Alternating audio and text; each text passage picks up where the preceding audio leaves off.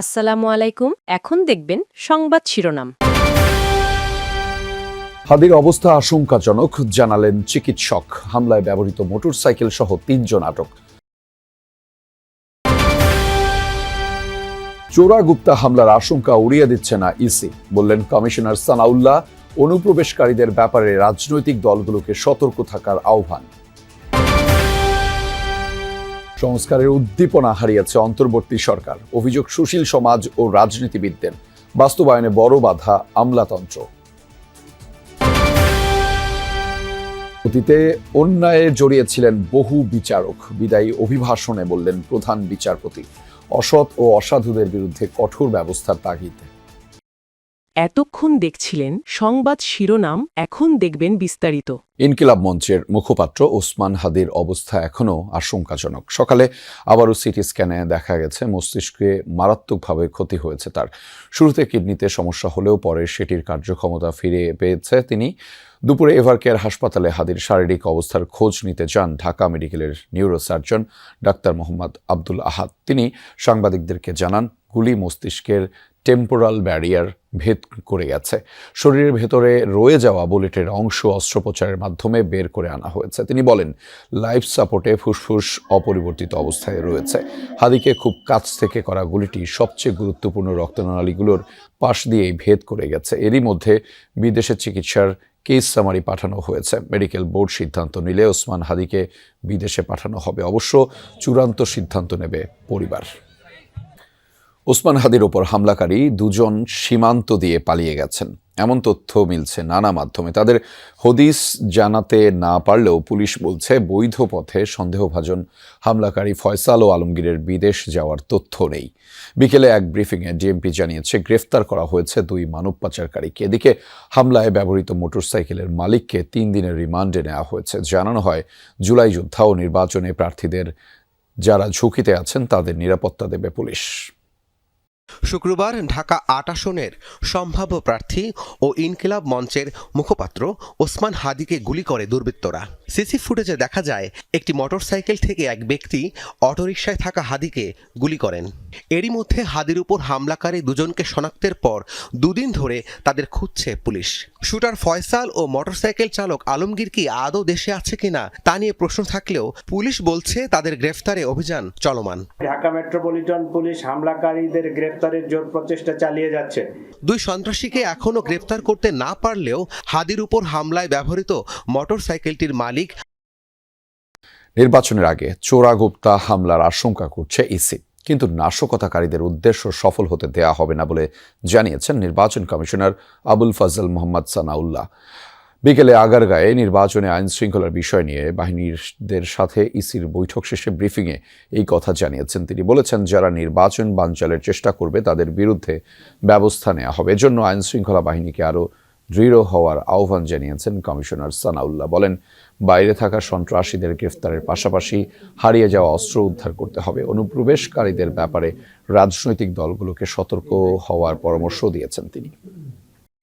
যারাই এই নির্বাচনকে বানচাল করার, প্রতিহত করার বা ক্ষতিগ্রস্ত করার কোনো চেষ্টা করবেন তারা ব্যর্থ হবেন, এবং যেখানে যতটুকু দৃঢ় হওয়া প্রয়োজন সকল বাহিনী ততটুকু দৃঢ় হবে।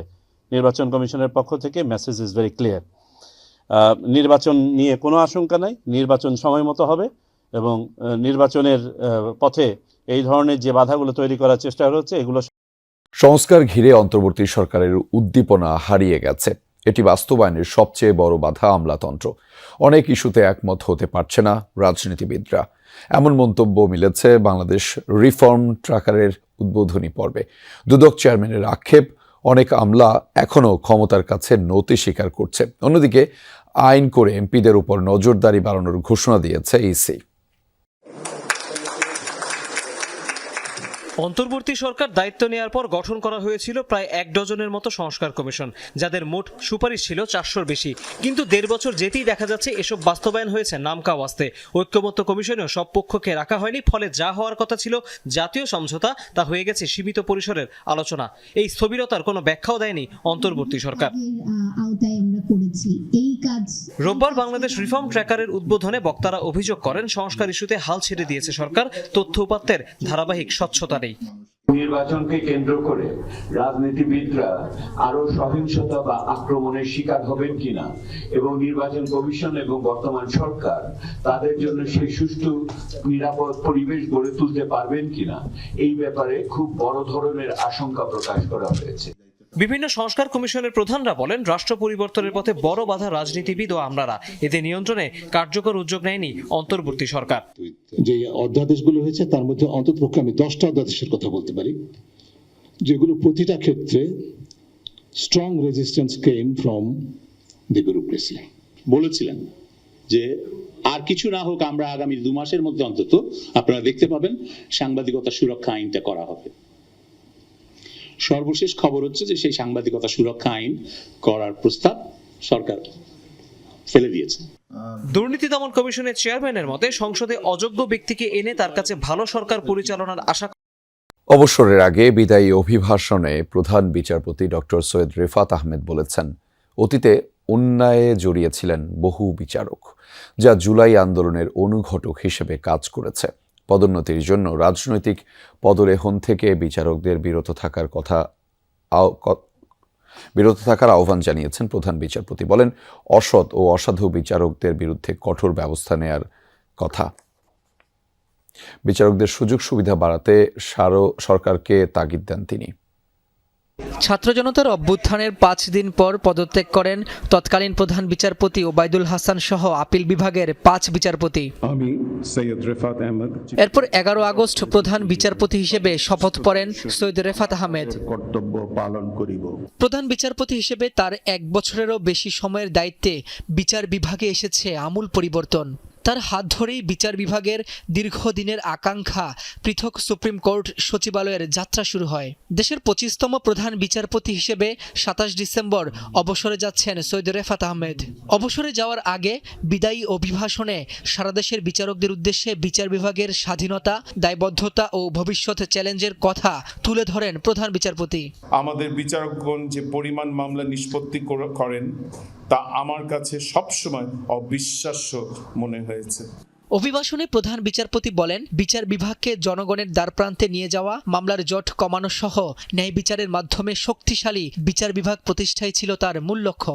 সারা দেশের বিচারকদের কর্মপরিবেশ ও বেতন ভাতা এখনও যথেষ্ট নয় জানিয়ে বলেন, বিচারকদের বঞ্চিত করে রাখার মানসিকতা পরিবর্তন করতে হবে। বিচারকগণের আবাসন সংকট নিরসনের একটি স্থায়ী পরিকল্পনা গ্রহণ করতে হবে। নিয়মিত বদলির বিষয় বিবেচনায় নিয়ে সম্পূর্ণ সুসজ্জিত বাসগৃহ নির্মাণ করতে হবে। বিচারকদের বোধ, ভারসাম্য, নৈতিকতা বজায় রাখতে সুস্বাস্থ্যকর পরিবেশ